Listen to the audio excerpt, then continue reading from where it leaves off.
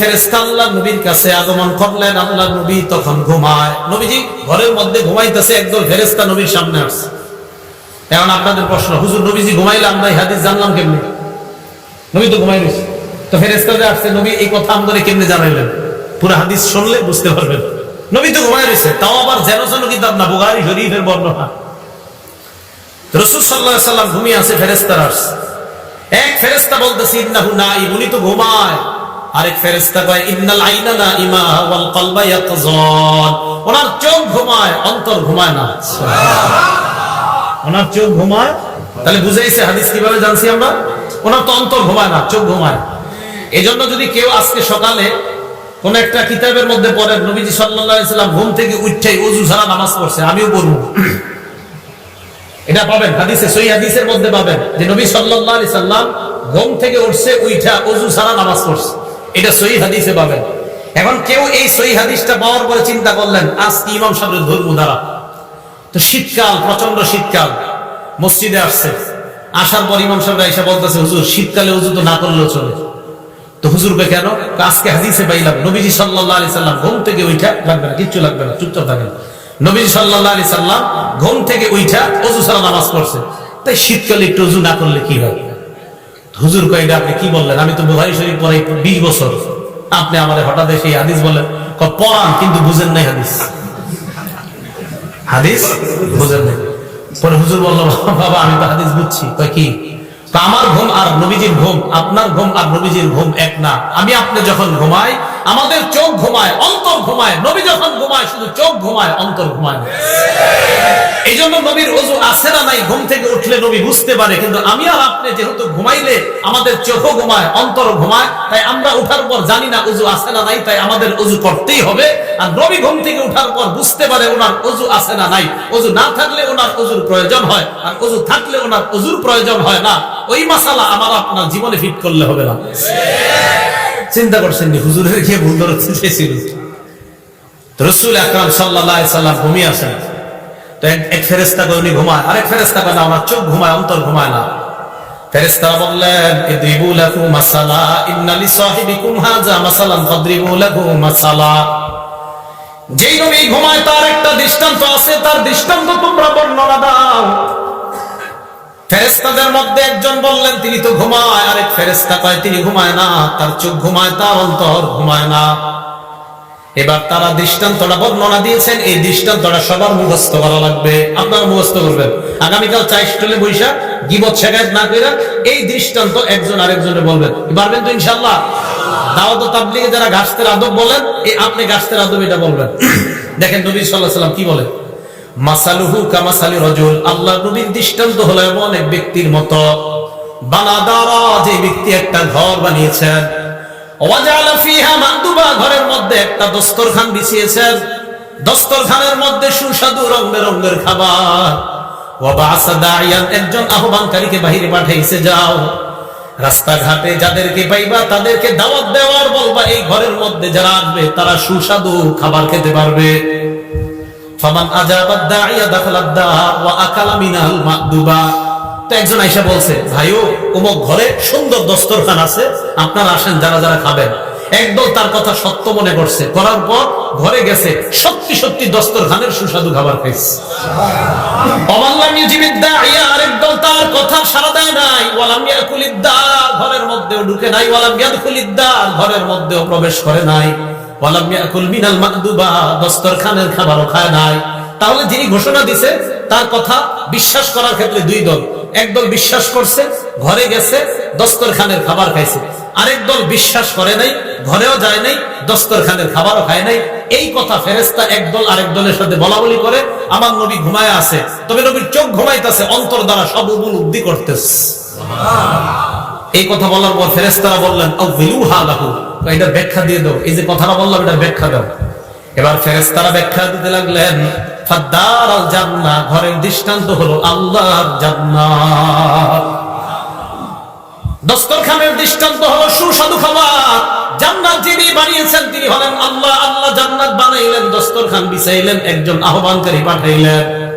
এই আহ্বানকারী অন্য কেউ নয়, এই আহ্বানকারী হলেন যিনি ঘুমিয়ে আছেন, মুহাম্মদ সাল্লাল্লাহু আলাইহি ওয়াসাল্লাম। তাহলে মুহাম্মদ সাল্লাল্লাহু আলাইহি ওয়াসাল্লাম আমাকে আপনাকে ডাকতেছে ওই ঘরের দিকে, ওই দস্তরখানের দিকে। নবীর কথা মানার ক্ষেত্রে আমাদের মধ্যে দুই দল। এক দল কথা বিশ্বাস করে ঘরের মধ্যে যায়, এর মানে যারা নবীর কথা মানবে তারা আল্লাহর জান্নাতের মেহমান, তাহলে তারা জান্নাতের মেহমান হবে। শেষে কি বলে দেখেন, ফামান আতাআ মুহাম্মাদান সাল্লাল্লাহু আলাইহি ওয়াসাল্লাম, যারা আল্লাহর নবীর কথা মেনে নেয় তারা আল্লাহর অনুসারী হয়ে যায়।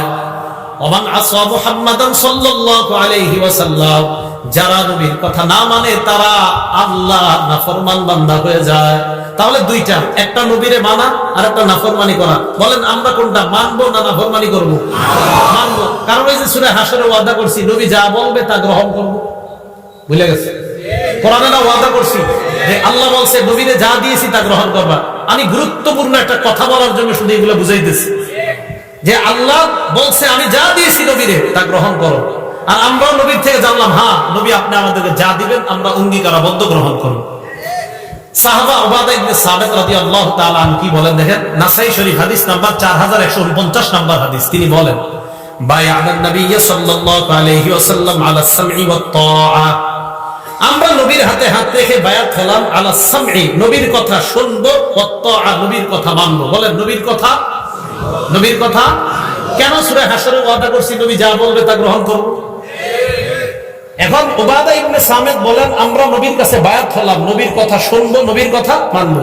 কোন ক্ষেত্রে দেখেন কি বলে, ফিল ইউসরি ওয়াল উসরি, আমার অনুকূলে হলেও নবীর কথা মানবো, আমার প্রতিকূলে হলেও নবীর কথা মানবো। মানে আমার পক্ষে গেলেও মানবো, আমার বিপক্ষে গেলেও মানবো, কারণ কথাটা আমার নবীর। ওয়াল মানশাতি ওয়াল মুকরাহ, মানশাত মানে সুখেও মানবো, মুকরাহ মানে দুঃখেও মানবো। তাহলে সুখের সময় আমার নবীকে মানবো, দুঃখের সময় নবীকে মানবো। এরপরে বলতেছে ওয়ান লা নুনাজিআল আমর আহলা, যোগ্য মানুষ যদি যোগ্যতার আসনে বসে যায় এটার বিরোধিতা আমরা করব না, এই মর্মে আমরা বায়াত হলাম। আর যদি অযোগ্য ব্যক্তি যোগ্যতার আসনে বসে যায় এটার বিরোধিতা করা ফরজ হয়ে যায়। এটা এই মর্মে বায়াত হয়েছে। সাহাবারা আর কি ওয়ান নাকুমা বিল হক্কি হাইসু লা নাখাফু ফিল্লাহি লাওমাতা লাইম, হক কথা বলতে কখনো আমরা কাউকে ভয় করব না, এই মর্মে নবীর কাছে আমরা বায়াত হলাম। তাহলে নবীর কাছে আমরা বায়াত হলাম, নবী যা বলবে তা শুনবো এবং মানবো। কেন? সূরা হাশরে আমরা ওয়াদা করলাম, আল্লাহ বলছেন আমার নবীকে যা দিলাম তোমরা তা গ্রহণ করো। এখন নবী আমাদেরকে কি নিষেধ করছে আর কি আদেশ করছে দেখেন তো একটু।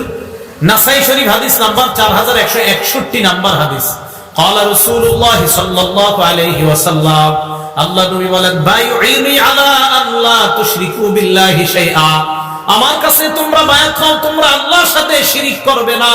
তাহলে ওই যে আবার কোরআনে বলছে নবী যা বলবে তা মানবো, নবী বলছে শিরিক করা যাবে না, তাহলে শিরিক করা, শিরিক করা। সিজদা কাকে দিতে হয়? যদি মাজারে সিজদা দেওয়া হয় শিরিক। আর শিরিক বলেন মাজারে সিজদা দিলে সিজদা দিতে হয় কাকে? আল্লাহকে। আল্লাহ বলছে শিরিক করো না, নবী বলছে শিরিক করো না, তো নবীর কথা কেন মানবো? আল্লাহ বলছে নবী যা দেয় এটা গ্রহণ করো। তাহলে এক নাম্বার শিরিক করো না এই মর্মে বায়াত হও, তা আমরা বায়াত হলাম। ওয়ালা তাসরিকু, তোমরা চুরি করবে না, বায়াত হও। ওয়ালা তাজিনু, তোমরা ব্যভিচার করবে না, জিনা করবে না, বায়াত হও। জিনা কারে কয়? মানে আমাদের মাথায় একটা ইশা করে যে জিনা মনে হয় ওইটা, না না। সহিহ বুখারী 6612 নাম্বার হাদিস, قال رسول الله صلى الله عليه وسلم ان الله كتب على ابن ادم حظه من الزنا ادرك ذلك لا محاله, সমস্ত আদম সন্তান আমি আপনি আলেম জাহেল সবাইকে আল্লাহ জিনা নামক পরীক্ষা দ্বারা পরীক্ষা করবেন। এই পরীক্ষায় সময় পড়তে হবে ফাজিনাল লিসান ওয়াল মানতিক, জবানের জিনা হলো কথা বলা। যেই নারীর সাথে দেখা দেওয়া হারাম, এই নারীর সাথে সরাসরি কথা বলাও হারাম। সরাসরি কথা বলা মোবাইলে, এটা আজকে হইলো কেন? যে নারীর সাথে সরাসরি দেখা দেওয়া হারাম, এই নারীর সাথে সরাসরি কথা বলা মোবাইলে, হ্যাঁ জোরে বলেন মোবাইলে। তাহলে জিনাল লিসান আল মানতিক, মুখের জিনা হলো কথা বলা। ওয়া জিনাল আইনি আন নাজরু, চোখের জিনা হলো দেখা, চোখের জিনা দেখা। ওয়ান নাফসু তামান্না ওয়া তাশতাহি, রং নাম্বারে একটা মেয়ের সাথে কথা বললেন, বলার পর বালিশে মাথা লাগিয়ে চিন্তা করতেছেন না জানি মেয়েটা দেখতে কেমন। আল্লাহ নবী কয় অন্তরের জিনা করলা। এটা অন্তরের জিনা। এটা কিসের জিনা? অন্তরের জিনা। তো এই জাতীয় জিনা মনে হয় পুরো এলাকায় স্মার্টফোন তো চালানি না, এটা হওয়ারও সম্ভাবনা নাই। তাহলে রাসূল সাল্লাল্লাহু আলাইহি সাল্লাম বললেন, 1 নাম্বার শিরিক করবে না, 2 নাম্বার চুরি করবে না, 3 নাম্বার জিনা করবে না। তাহলে জিনা, এগুলাও জিনা। হেঁটে হেঁটে কোনো নারীর দিকে যাওয়া পায়ের জিনা, কোনো নারীর শরীর স্পর্শ করতে যাওয়া হাতের জিনা, চ্যাটিং করা কোনো নারীর সাথে মোবাইলে, এটাও হাতের জিনা। অবৈধভাবে কোনো নারীর সাথে চ্যাটিং করা অপ্রয়োজনীয়, এটা হাতের জিনা। এটার জিনা, হাতের জিনা। হ্যাঁ, হাতের জিনা। এই জিনার মধ্যে লিপ্ত হওয়া যাবে না, এটা রাসূল সাল্লাল্লাহু আলাইহি ওয়াসাল্লাম ওয়াদাবদ্ধ। ওয়ালা তাকতুলু আওলাদাকুম, তোমরা তোমাদের সন্তান হত্যা করবে না। ওয়ালা তাতুনা বিবুহতান তাফতারুনাহু বাইনা আইদিকুম, নিজেরা বানিয়ে মিথ্যা কথা বলবে না। আপনারা অনেক কিছু বানিয়ে বলে ফেলেন, ইমাম সাহেবের নামে বলে ফেলেন, মুয়াজ্জিনের নামে বলে ফেলেন, এলাকার একটা ভালো মানুষের নামে একটা খারাপ কথা রটায়া দিলেন। এটা করা যাবে না। নবীজি বলছেন, ওয়ালা তাসুনি ফি মারুফ, ন্যায় কাজে তোমরা আমার নাফরমানি করবা না। তাহলে রাসূল সাল্লাল্লাহু আলাইহি সাল্লামকে আল্লাহ যা দিয়েছেন এটা গ্রহণ করা, যা থেকে নিষেধ করেছেন এটা থেকে বিরত থাকা। এখন বলেন তো, রাসূল সাল্লাল্লাহু আলাইহি সাল্লাম আমাদেরকে কয়টা জিনিস দিয়ে গেছে? 2টা। প্রথমে বলছে সব নবীরা তার উম্মতকে 2টা বিষয় বলে, ভালো গুণগুলো জানায় দেয়, খারাপ জিনিসগুলো থেকে সতর্ক করে। এখন এই ভালো আর খারাপগুলো আমরা পামু কই? বলেন, যেই জিনিসের মধ্যে পামু এই জিনিসের নাম বলেন কোরআন, সুন্নাহ। বলেন কোরআন, সুন্নাহ। এখন বলেন তো, নবীর যা কথা মানবো আমরা আর যা থেকে বিরত থাকবো, এটা কয় জায়গায় পাবো? 1 নাম্বার, 2 নাম্বার সুন্নাহ। মনে থাকবে তো? হ্যাঁ। قال رسول الله صلى الله عليه وسلم, সহিহ তারগিব একটা কিতাবের নাম, হাদিস নাম্বার 40। নবীজি বলেন, তারাকতু ফীকুম মা ইন ইয়াতাসামতুম বিহি ফালান তাদিল্লু আবাদা, আমি তোমাদের কাছে 2টি জিনিস রেখে গেলাম, এই 2টি জিনিস যদি তোমরা আঁকড়ে ধরো কখনো তোমরা পথভ্রষ্ট হবে না। 1 নাম্বার কিতাব আল্লাহ, আল্লাহর কোরআন। 2 নাম্বার সুন্নাত রাসূলি, রাসূল সাল্লাল্লাহু আলাইহি ওয়াসাল্লামের সুন্নাত। বলেন, 1 নাম্বার আল্লাহ, 2 নাম্বার রাসূলের সুন্নাত। এখন এইগুলো আমি কেন বলতেছি? হ্যাঁ, বলার কারণ কি? বলার কারণটা হলো ইবনে মাজার 12 নাম্বার হাদিস। বলেন কিতাবটার নাম ইবনে মাজা। কোন কিতাব? হাদিস নাম্বার 12। নবীজি সাল্লাল্লাহু আলাইহি সাল্লাম বলেন, ইউশিকুর রাজুল মুত্তাকিয়ান আলা আরিকাতি, এমন একটা জামানা আসবে যে জামানায় মানুষ সিংহাসনের মধ্যে ভাব নিয়ে বসবে, সিংহাসনে ভাব নিয়ে বসা থাকবে। ইউহাদ্দাসু বিহাদিসিন মিন্নি, আমার হাদিস তার সামনে পেশ করা হবে। হাদিস পেশ করার পর ওই লোক বলবে, বাইনানা ওয়া বাইনাকুম কিতাবুল্লাহ, আমাদের মাঝে আল্লাহর কোরআন থাকতে হাদিসের কি প্রয়োজন? কোরআন থাকতে হাদিসের, এইটা বলার জন্য আমি এতগুলো কথা বলছি। নবীজি আমাদেরকে যা দিবে আমরা গ্রহণ করবো, ওয়াদা করছি। এখন হাদিস কে দিছে? আরে হাদিস কে দিছে? নবীজি। আমাদেরকে হাদিসগুলো কে দিয়েছেন? নবীজি। তো এই পণ্ডিতের সামনে হাদিস পেশ করলে বলে আমাদের মাঝে কোরআন আছে, কোরআন থাকতে হাদিসের কি প্রয়োজন? আর আমার নবী যখন নাকি বর্তমান জামানায় কেউ বলে কোরআন থাকতে হাদিসের কি প্রয়োজন, এই কথা বলার সাথে সাথে আমি আরিফ বিন হাবিবের ঈমান আরো বেড়ে যায় আমার নবীর কথার সত্যতার প্রতি। কারণ নবী 1500 বছর আগে বলছে, তোমার মতো মূর্খের যে আরিফে আর বলবে, তুমি বলবা কোরআন থাকতে হাদিসের কি প্রয়োজন, তুমি যে এরকম আসবা দুনিয়াতে, এটা নবী 1500 বছর আগে জানায় দিয়েছে। তাই নবীর কথার প্রতি ঈমান আরো বেড়ে গেছে। নবীজি বলেন, এমন একটা জামানা আসবে যেই জামানায় এইভাবে মানুষ বসা থাকবে, তার সামনে হাদিস পেশ করা হলে সে বলবে কোরআন থাকতে আবার হাদিসের কি প্রয়োজন, এই কথা বলবে। আর কি যুক্তি দিবে? ফামা ওয়াজাদনা ফীহি মিন হারামিন হারামনা, কোরআনে যেটা হারাম এটাই তো হারাম। ওয়া মা ওয়াজাদনা ফীহি মিন হালালিন ইস্তাহলালনা, কোরআনের হালালকে হালাল মানলাম। আচ্ছা বলেন তো, আমরা মুসলমানরা কোরআনের হারামকে হারাম মানি কিনা? কোরআনের হালালকে হালাল মানি কিনা? তো ওই লোক যুক্তি দিয়ে আপনারে বুঝাবে কোরআনের হারামকে হারাম মানি, কোরআনের হালালকে হালাল মানি, হাদিসের কি প্রয়োজন, এই যুক্তি আপনাকে দিবে। তখন আপনি পাল্টা প্রশ্ন করবেন, ভাই কোরআনের মধ্যে আছে রুকু করো, কোরআনের মধ্যে আছে সিজদা করো, ইয়া আইয়ুহাল্লাযীনা আমানুর কাউ, হে ঈমানদারগণ তোমরা রুকু করো, ওয়াসজুদু সিজদা করো। কোরআনের মধ্যে নাই 4 রাকাত যোহর করো, এটা কোরআনে। ফজর 2 রাকাত ফরজ, এটা কোরআনে নাই। আসর 4 রাকাত ফরজ, এটা কোরআনে নাই। মাগরিব 3 রাকাত ফরজ, এটা কোরআনে নাই। এশা 4 রাকাত ফরজ, এটা কোরআনে নাই। কোরআনে আছে নামাজ পড়ো, কোরআনে আছে রুকু করো, কোরআনে আছে সিজদা করো, হাদিসের মধ্যে আছে নামাজ এইভাবে পড়ো, হাদিসের মধ্যে আছে ফজর এইভাবে পড়ো। অতএব শুধু কোরআন আর শুধু হাদিস একটা বাদ দিয়ে আরেকটা মানার নাম মুনাফিক মার্কা ঈমানদার। তাহলে কোরআন হাদিস একটা বাদ দিয়ে আরেকটা না, উভয়টা। মাশাআল্লাহ, তো বুঝে আসছে। কোরআনে আছে রুকু করো, কিন্তু কিভাবে করবেন এটা কোরআনে নেই। কোরআনে আছে সিজদা করো, কিভাবে সিজদা করবেন এটা কোরআনে নেই, এটা হাদিসে আছে। তাহলে কোরআন হাদিস উভয়টা মানতে হবে। সূরা নিসা আছে ফানকিহু মা তাবা লাকুম মিনান নিসা, নারীদের মধ্য থেকে যাদেরকে পছন্দ হয় তাদেরকে বিয়ে করো, এটা কোরআনে আছে। সূরা নূরের মধ্যে আছে ওয়ানকিহুল আয়ামা, তোমাদের মধ্যে যারা বিবাহ করতে পারে না, যারা এখনো বিবাহ করে নাই, যাদের বিয়ে হয় নাই, নারী পুরুষ, তাদের বিয়ে করায় দাও। সূরা নিসা আছে বিয়ে করো, সূরা নূরে আছে বিয়ে করাও। কিভাবে বিয়ে করাইবা এটা কোরআনে কোথাও লেখা নেই। এই যে দুইজন বসবে, বসার পরে একজনে ইজাব বলবে, আরেকজন কবুল বলবে, এত টাকা দেন মোহরের বাবদ তোমাকে প্রস্তাব করলাম, তুমি রাজি থাকলে কবুল বলো, এটা কোরআনে কোথাও লেখা নাই। কোরআনে আছে বিয়ে করো, কোরআন আছে বিয়ে করাও, হাদিসে আছে কিভাবে বিয়ে করাও। তাহলে কোরআন হাদিস না কোরআন হাদিস দুইটা, এই তো বুঝে আসছে আপনাদের। তাহলে একটা বাদ দিয়ে আরেকটা, তো নবীজি 1500 বছর আগে বলছে একটা দলের আবির্ভাব ঘটবে, তারা বলবে শুধু কোরআন মানলেই চলবে, হাদিস মানার কোনো দরকার নাই। রাসূল আকরাম সাল্লাল্লাহু আলাইহি সাল্লামের এই ব্যাপারে আল্লাহ কোরআনে বলছে নবী যা দিয়েছে এটা গ্রহণ করো। বলেন আমাদের নবী আমাদেরকে শুধু কোরআন দিছে না কোরআন সুন্নাহ দুইটা দিছে? মাশাআল্লাহ, এই বুঝে আসছে সবার। এই জিনিস দুইটাই আমরা গ্রহণ করব, এটা রাসূল সাল্লাল্লাহু আলাইহি সাল্লাম আমাদেরকে দিয়েছেন, আর আমরা কোরআনে ওয়াদা করছি। আল্লাহ এটাই বলতেছে আল্লাযীনা ইয়ানকুদুনা আহদাল্লাহি মিন বাদি মিসাকি, যারা আল্লাহর সাথে কৃত ওয়াদা ভঙ্গ করে। আল্লাহ আমরা ওয়াদা করছি আপনার নবী যা দিবে তা গ্রহণ করব, এই ওয়াদা আমরা ভঙ্গকারী হব না, আর ওয়াদা ভঙ্গকারী হলে আমরা ফাসিক হয়ে যাব। নাউজুবিল্লাহ। কি কথা মনে থাকবে? এবার পরের অংশে যাই।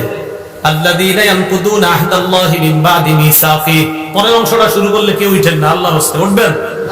আর পরের অংশটা এমন একটা বিষয়, এটা শুনলে অনেক উঠে যায়, উঠেন না কিন্তু। হ্যাঁ, ওয়ায়াকতাউনা মা আমারাল্লাহু বিহি আন ইউসালা, আল্লাহ যা জোড়া লাগাইতে আদেশ করে তারা তা ছিন্ন করে। ফাসিকদের দ্বিতীয় পরিচয় দিচ্ছে আল্লাহ, আল্লাহ যা জোড়া লাগাইতে বলে তারা সেটা ছিন্ন করে। আল্লাহ জোড়া লাগাইতে বলে আত্মীয়তার সম্পর্ক, এটা তারা ছিন্ন করে। কিসের সম্পর্ক? কিসের? রক্তের সম্পর্ক, আত্মীয়তার সম্পর্ক। বলেন রক্তের সম্পর্ক, আত্মীয়তার সম্পর্ক।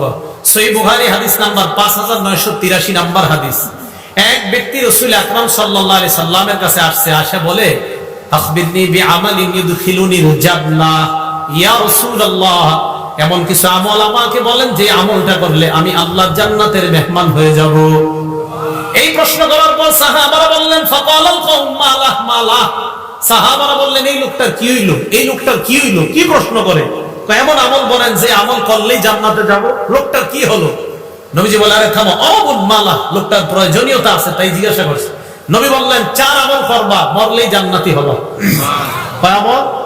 এক, তা'বুদুল্লাহ লা তুশরিকু বিহি শাইআ, শিরক মুক্ত ইবাদত করবা। কি মুক্ত ইবাদত? শিরক। উলামায়ে হযরতদের কাছে আবদার করব, মানুষের পায়ে ধরে ধরে বুঝান ভাই শিরক করেন না। আমাদের হাজারো মুসলমানরা নামাজ পড়ে 5 ওয়াক্ত, কিন্তু সে যে শিরক করে সে জানেও না। বিভিন্ন দিন আসলে, বিভিন্ন মাস আসলে, বিশেষ করে রজব মাস আসলে, কোন মাস? আরে কোন মাস? সামনে তো এই পদ্মা ব্রিজ না, তো পদ্মার এই পাশে কিছুটা গ্রাম আছে, আর ওই পাশে তো মাশাআল্লাহ কঠিন গ্রাম। গ্রাম মানে গন্ধ, বেদাতের গন্ধ। বেদাতের তো গ্রাম হয় না, গন্ধ। কি হয়? গন্ধ। তো দেখেন, 1 নাম্বার তা'বুদুল্লাহ, আল্লাহর ইবাদত করবা, শিরক করা যাবে না। 2 নাম্বার তুকিমুস সালাহ, সালাত কায়েম করবা। 3 নাম্বার তুতিজ যাকাত, যাকাত আদায় করবা। 4 নাম্বার তাসিলুর রহিম, আত্মীয়তার সম্পর্ক জোড়া লাগাইবা, রক্তের সম্পর্ক জোড়া লাগাইবা। মারা যাইবা, আল্লাহ পাক তোমাকে জান্নাতের মেহমান বানায়া দিবেন। তাহলে 4 নাম্বার রক্তের সম্পর্ক, 4 নাম্বার আত্মীয়তার সম্পর্ক, এটা আল্লাহ আদেশ করছে জোড়া লাগাইতে, এটা ছিন্ন করার আদেশ করে নাই। সহিহ বুখারী হাদিস নাম্বার 5984 নাম্বার হাদিস। এই হাদিসের মধ্যে আসছে ক্বালা রাসূলুল্লাহ সাল্লাল্লাহু আলাইহি ওয়াসাল্লাম লা ইয়াদখুলুল জান্নাতা কাতিউন, আত্মীয়তার সম্পর্ক ছিন্নকারী জান্নাতে প্রবেশ করবে না। রক্তের সম্পর্ক ছিন্নকারী জান্নাতে প্রবেশ করবে না। ঢাকা 10 তলা বাড়ি করছে, তার বোন ঈদের দিন মানুষের কাছে গোশতের জন্য বসে থাকতে হয়, তার আপন বোন অন্যের কাছে খাদ্যের জন্য বসে থাকতে হয়। ঢাকা বাড়ি আছে 5 তলা 6 তলা, ভাইয়ের বোন অন্যের দাঁড়ে দাঁড়িয়ে গিয়ে হাত পাততে হয়। আল্লাহ পাক রব্বুল আলামিন বলছে সম্পর্ক জোড়া লাগাও, রক্তের সম্পর্ক জোড়া লাগাও, এটা ছিন্ন করে যারা তারা ফাসিক। সহিহ বুখারী হাদিস নাম্বার 5985 নাম্বার হাদিস। ক্বালা রাসূলুল্লাহ সাল্লাল্লাহু আলাইহি ওয়াসাল্লাম, আল্লাহ নবী বলেন, মান সাররাহু, যেই ব্যক্তি এটা পছন্দ করে, আইয়ুব সাতালাহু ফি রিজকিহি, কোন ব্যক্তি যদি চায় তার রিজিকের মধ্যে বরকত হোক, রিজিকে বরকত সবাই চান। দুই নাম্বার, ওয়াইনসালাহু ফি ইসরিহি বা আসরিহি, কেউ যদি চায় তার হায়াতে বরকত। বলেন কয় জিনিসে বরকত? রিজিকে, হায়াতে। বলেন রিজিকে। যদি এই দুই জিনিসে কেউ বরকত চায়, নবী বলেন ফালইয়াসিল রহিমা, সে যেন রক্তের সম্পর্ক জোড়া লাগায়, আল্লাহ তার রিজিকে এবং হায়াতে বরকত দান করবেন। বলেন রিজিক আর হায়াতে বরকত দানের কয় উপায়? মানে না, উপায় একটা। রিজিক আর হায়াতে বরকত হবে একটা আমল করলে, রিজিক আর হায়াতে ভরপুর বেশি বরকত হবে একটা আমল করলে, সেটা হলো রক্তের সম্পর্ক জোড়া লাগাইলে। রক্তের সম্পর্ক জোড়া লাগাইলে রিজিকে বরকত হবে, হায়াতে বরকত হবে। এটা আজীব হাদিস শুনেন, সহিহ বুখারী হাদিস নাম্বার 5987 নাম্বার হাদিস। ইন্নাল্লাহা খালাকাল খালকা, আল্লাহ সৃষ্টি বানাইলেন, আসমান জমিন বানাইলেন। বানানোর পর হাত্তা ইদা ফারাগা মিনাল খালকি, আল্লাহ যখন সৃষ্টি থেকে অবসর হলেন, দেখেন কি কামাতির রহিম, রক্তের সম্পর্কটা আল্লাহর সামনে দাঁড়ায় গেছে। আরে আমি আপনারা কিন্তু সম্পর্ক এটা কেমনে দাঁড়াইছে আল্লাহ জানে, দাঁড়াইছে। দাঁড়ানোর পর আল্লাহকে বললেন, আল্লাহ হাযা মাকাবুল আইজি বিকা বিনাল কাতিয়া, আল্লাহ রক্তের সম্পর্ক যারা ছিন্ন করে তাদের থেকে পানা চাওয়ার আপনি তো শ্রেষ্ঠ জায়গা, তাই আমি আপনার সামনে দাঁড়াইলাম। আল্লাহ বললেন, আমা তারদাইনা আন আসিলা মান ওয়াসালা, তুমি কি সন্তুষ্ট না যারা তোমাকে রক্ষা করবে? আমি ওয়াদা করলাম, আমি আল্লাহ তাদেরকে রক্ষা করার ওয়াদা করলাম। রক্তের সম্পর্ককে আল্লাহ বললেন, ভাই ভাইকে যদি সম্পর্ক রক্ষা করে, ভাই বোনের সম্পর্ক যদি রক্ষা হয়, রক্ত আর আত্মীয়তার বন্ধন যদি রক্ষা হয়, আমি আল্লাহ ওই ব্যক্তিকে রক্ষা করব। এরপর একটা কি কইছে, ওয়া আকতা মান কাতা, তোমাকে যারা ছিন্ন করবে আমি আল্লাহ তাকে ছিন্ন করব। আত্মীয়তার সম্পর্ক যে ছিন্ন করবে আমি তাকে ছিন্ন করব। আল্লাহ আমাদের সকলকে আত্মীয়তার সম্পর্ক জোড়া লাগানোর তৌফিক দান করেন। অনেকে প্রশ্ন করে, হুজুর আমার আত্মীয় যদি আমার সাথে খারাপ ব্যবহার করে আমি কি করব? করে না? জবাব আসতেছে, আগে শুনেন। সহিহ বুখারী হাদিস নাম্বার 5990 নাম্বার হাদিস। ক্বালা রাসূলুল্লাহ সাল্লাল্লাহু আলাইহি ওয়াসাল্লাম, আল্লাহ নবী বলেন, ওয়ালাকিন লাহুম রাহিমুন আবুল্লু বিবালালিহা, নবীজি বলেন আত্মীয়তার সম্পর্কের একটা রস আছে। আত্মীয়তার সম্পর্কের যে রস, এই রসের মাধ্যমে আত্মীয়তার সম্পর্ককে আমি প্রাণবন্ত করে রাখি, সজীব করে রাখি। রক্তের সম্পর্ককে আমি সজীব করে রাখি, প্রাণবন্ত করে রাখি সবসময়। এবার প্রশ্নের উত্তর নেন। যারা বলেন, হুজুর আমার বোন তো আমার সাথে কথা বলে না, আমার ভাই আমার সাথে কথা বলে না, আসেনি অভিযোগ। হ্যাঁ, এখন তাদের অভিযোগের জবাব নবীজি দিয়ে দিছে, আমি কি দিব? সহিহ বুখারী হাদিস নাম্বার 5991 নাম্বার হাদিস। ক্বালা রাসূলুল্লাহ সাল্লাল্লাহু আলাইহি ওয়াসাল্লাম, আল্লাহ নবী বলেন, লাইসাল ওয়াসিলু বিল মুকাফি, কয় শুধুমাত্র আমি আমার ভাইয়ের সাথে সম্পর্ক জোড়া লাগাইলাম, এটার নামে আত্মীয়তার সম্পর্ক রক্ষাকারী এমন না। এটা তো আত্মীয়তার সম্পর্ক রক্ষা হচ্ছেই। নবীজি বলেন, প্রকৃত আত্মীয়তার সম্পর্ক রক্ষাকারী ওই ব্যক্তি, ওয়ালাকিনিল ওয়াসিলুল্লাযী ইযা কুতিআত রাহিমুহু ওয়াসালাহা, নবী বলেন প্রকৃত আত্মীয়তার সম্পর্ক রক্ষাকারী ওই ব্যক্তি, যখন আত্মীয়তার সম্পর্ক কেউ ছিন্ন করে ওই ব্যক্তি আগে বেড়ে সেটাকে রক্ষা করে। আমরা বলে আপনার সাথে কথা বলে না, বাস না বলুক, আপনি আত্মীয়তার সম্পর্ক রক্ষা করেন। আমি আপনাদেরকে একটা বাংলা বলে যাই, আপনি দেখবেন আপনার ভাইয়েরা বোনেরা আপনারে ঠগাইতেছে, আপনি বুঝতেছেন, এরপরেও আপনি তাদের সাথে সুন্দর সম্পর্ক রাখতেছেন কেন? যে নবী বলছে আত্মীয়তার সম্পর্ক ঠিক রাখতে। আপনি দেখবেন 2, 4, 5, 10 মাস পরে আপনি খোঁজ নিয়ে দেখবেন তাদের সবার চাইতে আপনি ভালো আছেন। দেখেন, যদিও আপনি বাহ্যিক ভাবে দেখতে একটু হেরে যাচ্ছেন, বাহ্যিক ভাবে আপনি একটু ফেল হয়ে যাইতেছেন, তাদের চেয়ে দেখা যাচ্ছে আল্লাহ আপনাকে ভালো রাখবে। এই কথা মনে রাখেন। তাহলে আত্মীয়তার সম্পর্ক এটাকে বলা হয় প্রকৃত, যে কেউ যদি ছিন্ন করে তার সাথে সম্পর্ক রক্ষা করা। আর আত্মীয়তার সম্পর্ক ছিন্ন করা মানে ফাসিক হওয়া, আত্মীয়তার সম্পর্ক ছিন্ন করা মানে জাহান্নামে যাওয়া। আল্লাহ হেফাজত করেন। মুসলিম শরীফের হাদিস, জান্নাতুল ফেরদাউসের উপরে হলো আরশ। সুবহানাল্লাহ। হাদিসে আসছে আল ফিরদাউস আলা জান্নাত, জান্নাতুল ফেরদাউস হলো জান্নাতের সবচেয়ে উঁচু জায়গাটা। এই হাদিসের মধ্যে নবী বলেন, ওয়ামিন ফাওকিহা আল আরশ, জান্নাতুল ফেরদাউসের উপরে হলো আরশ। এবার মুসলিম শরীফের হাদিস শুনেন, আর রহিমু মুআল্লাকাতুন বিল আরশ, রক্তের সম্পর্কটা এই এখনো আরশের সাথে ঝুলে রয়েছে। এইভাবে ঝুলে ঝুলে রক্তের সম্পর্ক আর আত্মীয়তার সম্পর্ক বলতে থাকে, মান ওয়াসালানি ওয়াসালাহুল্লাহ, আমাকে যারা রক্ষা করে আল্লাহ যেন তাদেরকে রক্ষা করে। অমান কতানি কতাহুল্লাহ, রক্তের সম্পর্ক ঝুলে ঝুলে বলে আমাকে যারা ছিন্ন করে আল্লাহ যেন তাদেরকে ছিন্ন করে দেয়। নাউজুবিল্লাহ। রক্তের সম্পর্ক আরশের সাথে ঝুলে ঝুলে বলে আমাকে যারা রক্ষা করে আল্লাহ যেন তাদেরকে রক্ষা করে, আমাকে যারা ছিন্ন করে আল্লাহ যেন তাদেরকে ছিন্ন করে। আল্লাহ আমাদের সকলকে রক্তের সম্পর্ক রক্ষা করার তৌফিক দান করে। আবু দাউদ শরীফ হাদিস নাম্বার 4902 নাম্বার হাদিস, নবীজি সাল্লাল্লাহু আলাইহি সাল্লাম বলেন মা মিন আজদারু আইয়ুআজ্জিলাল্লাহু লিসাহিবিহিল উকুবাতা ফিদ দুনিয়া ওয়া মা ইয়াদখিলু লাহু ফিল আখিরাহ মিসলুল বাগী ওয়া কাতিআতির রাহিম। রাসূল সাল্লাল্লাহু আলাইহি সাল্লাম বলেন কোন অপরাধ এত ভয়ঙ্কর না, রক্তের সম্পর্ক ছিন্ন করা এত ভয়ঙ্কর অপরাধ, আত্মীয়তার সম্পর্ক ছিন্নকারীকে আল্লাহ দুনিয়াতে তো শাস্তি দিবেই, আখিরাতেও যে তার জন্য কি ভয়ঙ্কর শাস্তি আল্লাহ প্রস্তুত করে রাখছে, অন্য কোন অপরাধের জন্য এত ভয়ঙ্কর শাস্তি রাখছে কিনা নবী বলে আমার জানা নাই। এই অপরাধের জন্য আল্লাহ যেই পরিমাণ শাস্তি আল্লাহ প্রস্তুত করে রাখছে। তাহলে আত্মীয়তার সম্পর্ক ছিন্নকারীকে দুনিয়াতেও শাস্তি দিবে, আখিরাতেও শাস্তি দিবে। আবু দাউদ শরীফের হাদিস, সহিহ বুখারী হাদিস নাম্বার 6138 নাম্বার হাদিস। বলেন আল্লাহরে বিশ্বাস করি কারা কারা? হাত উঠায় রাখেন, বিশ্বাস করি সবাই। তাহলে হাত উঠায় হাদিসটা শুনেন। ক্বালা রাসূলুল্লাহ সাল্লাল্লাহু আলাইহি ওয়াসাল্লাম মান কানা ইউমিনু বিল্লাহি ওয়াল ইয়াউমিল আখির। রাসূল সাল্লাল্লাহু আলাইহি সাল্লাম বলে যে আল্লাহ বিশ্বাস করে, করি তো, এবং আখিরাত বিশ্বাস করে, করি, ফালইয়াসিল রহিমা, সে যেন আত্মীয়তার সম্পর্ক রক্ষা করে। হাত উঠায় রাখেন। আত্মীয়তার সম্পর্ক রক্ষা করা মানে আল্লাহরে বিশ্বাস করা, আত্মীয়তার সম্পর্ক রক্ষা করা মানে আখিরাত বিশ্বাস করা। তাহলে আমরা আল্লাহ মানি, আখিরাত মানি। তাহলে রক্তের সম্পর্ক ছিন্ন হয়ে থাকলে তার সাথে রক্তের সম্পর্ক জোড়া। আল্লাহ তৌফিক দান করেন। ভাই কথা বলে না, আপনি আগায় কথা বলবেন। বোন কথা বলে না, আপনি আগায় কথা বলবেন। আপন ভাই ভাইকে 40 বছর একজন আরেকজনের চেহারা দিয়ে তাকান, কত বড় ভয়ঙ্কর কথা।